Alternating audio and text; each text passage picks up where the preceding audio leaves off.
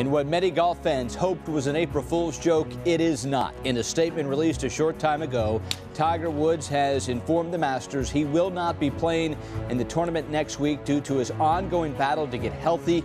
Stay tuned for full reaction to Tiger's news, plus highlights from the A&A Inspiration and the Shell Houston Open next on Golf Central.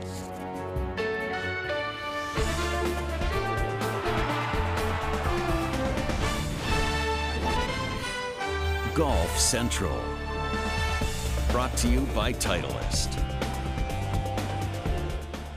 Tiger going to his website to inform the world he will not be participating in the Masters, saying, after assessing the present condition of my back and consulting with my medical team, I've decided it's prudent to miss this year's Masters. With that, we welcome you into Golf Central. Busy day of golf right here on Golf Channel. We start with the big news from Tiger. Second time now in 3 years, Billy Kratzer, no Tiger Woods at the Masters. Are you surprised? Well, I'm not surprised, Ryan, but I'm a little, sad because as a fan, I really wanted to see Tiger, but he's doing exactly the right thing. He's going to make sure that he's healthy. When he comes back to play golf again, he's not going to push the envelope and come back too soon. I think he's learned his lesson, and going down the road, he understands how serious this is and for his career and what he needs to do in order to get back to playing competitive golf, because that's what drives Tiger Woods, competitive golf. And to make sure that he is healthy, I think that is key. We've seen a little bit of Tiger. We've seen him on his simulator at his house. We've heard other leaks that he's months and months away from playing. No one really knows for sure. The fact that he waited this long, does that lend you to believe one way or the other that we'll see Tiger Woods in 2016 on the PGA Tour? I think it would be a stretch to see Tiger in 2016. Wow. Although it sounds like he's progressing nicely, but I still think it's a stretch. It wouldn't surprise me that he may stay out of the game competitively until his tournament later in the year. I think there's a lot on his plate right now. He's an assistant Ryder Cup captain. I think he wants to go up to Augusta, see some of the guys, go to the Champions Dinner, and I think he's doing all the right things. And I just want him, when he comes back, I want to see a healthy Tiger Woods, what he can do up against the way that these young guys are playing right now, Ryan. Interesting. More from Billy throughout the program. Let's get back to the rest of Tiger's statements. Once again, Tiger Woods telling the world he will not play in the Masters. He says, I've been hitting balls and training daily, but I'm not physically ready. I've said all along that this time I need to be cautious and do what is best for my long-term health and career. Unfortunately, playing Augusta next week wouldn't be the right decision. I'm absolutely making progress, and I'm really happy with how far I've come, but I still have no timetable to return to competitive golf. I'd like to express my disappointment to Billy Payne, the Augusta National membership, staff, volunteers, and patrons that I won't be competing. This is a very important and special week to me, and it's upsetting to miss it. I do plan to attend the Champions Dinner and see a lot of old friends. So once again, that's the news from Tiger Woods. No Masters this year, and this will now be the second time in 3 years that Tiger has missed the Masters. There's a look at the other major championships Tiger has missed throughout his career for various reasons. Well, we do have our first major of the year. It comes from the LPGA Tour, Rancho Mirage, the A&A Inspiration from Mission Hills, the Dinosaur Tournament course. And we welcome in Nicole Castrali for your thoughts on what has been a long couple of days for the gals out on the golf course. First major, though, a lot of grinding going out there. Your thoughts on what we've seen through the first couple of days? We have a very strong leaderboard. We have Lexi, we have Lydia, Stacy, Hannah Jang, Suzanne, all within 3 shots of the lead. It is definitely going to be a shootout come this weekend. The golf course is firming up and definitely have to favor the long ball hitters. And no one hits it longer than Lexi Thompson, and she has risen to the top. Of course, she won here just a couple years ago using that great length to her advantage. Take a look at how Lexi has gotten it done here on a Friday. We picked Lexi up in those very distinguishing shoes, the 12th hole. All the talk this week has been about her new putter, and she has it rolling. To the 14th now, it's a par 3 from 139. Lexi has said all week that she's never hit her iron shots better, and we're going to see that she stiffs a 9-iron here and goes on to make that birdie putt. Yeah, it gets to 6 under, and just like that, she's got a share of the lead to 18 now. You say it's all about the putter.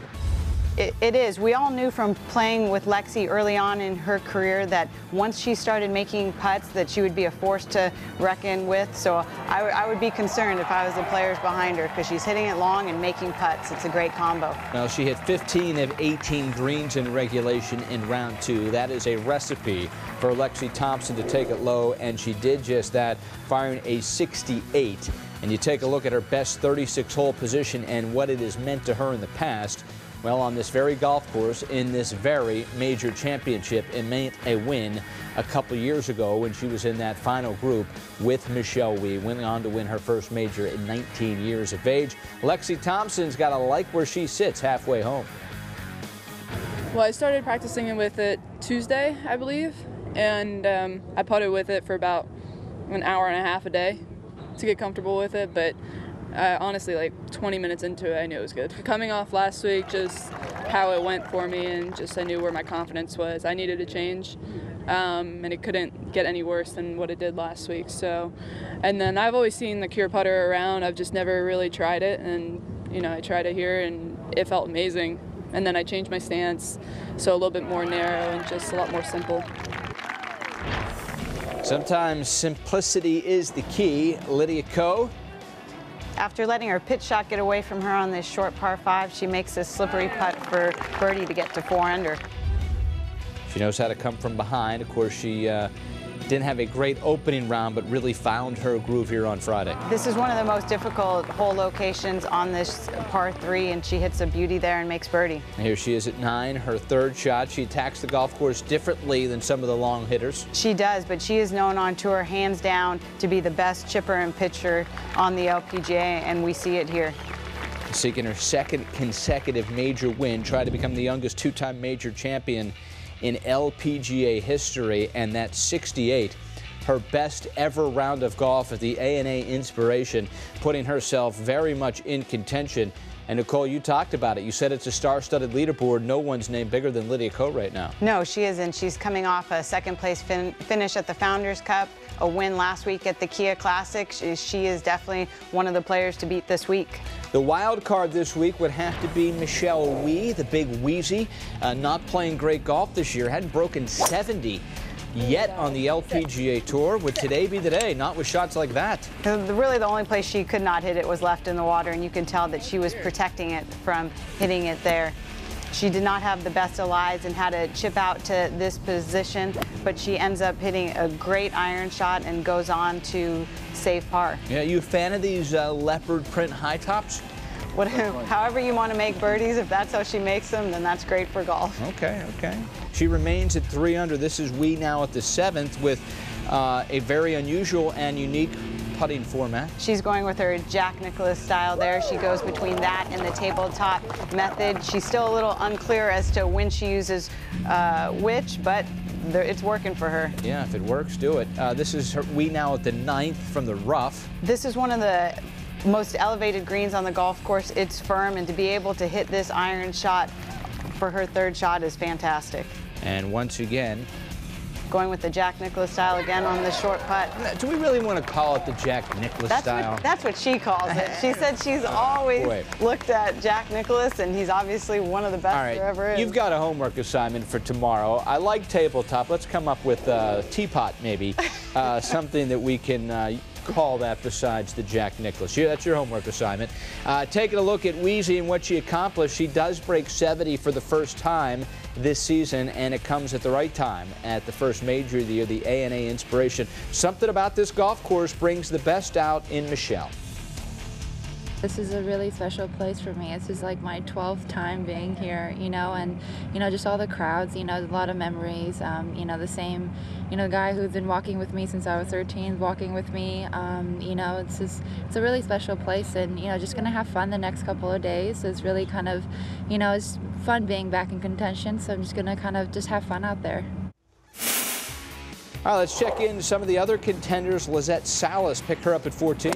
She said her irons have been her strength this week, And we'll see it here again, hitting an 8-iron to 2 feet, and she'll go on to make that birdie to finish and shoot 67 today. Ooh, finishes at 6 under. Now, you predicted Park would have a big day. I did. This player, there's a lot of chatter from players and caddies how good she is, and when you can get your fellow competitors to talk about you, this girl's special. Sunhun Park, SHP 67 at 6 under. This is Suzann Pettersen.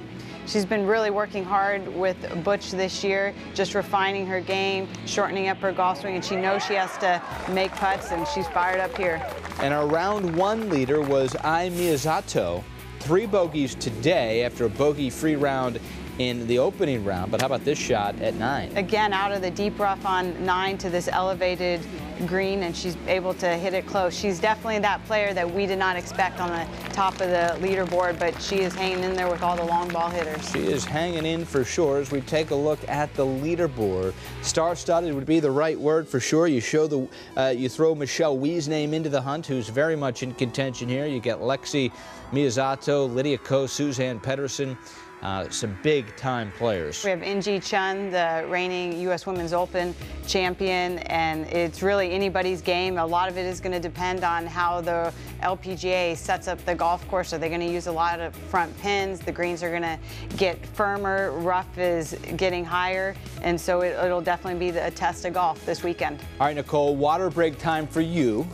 Enjoy. We're going to bring Billy back in to get back into the Shell Houston Open, as Jordan Spieth trying to find his groove before he defends next week at the Masters. Tell you what happened to Jordan wasn't great in Houston today. And Phil Mickelson has done everything but win this year in 2016, where Phil is on the leaderboard. That is next on Golf Central.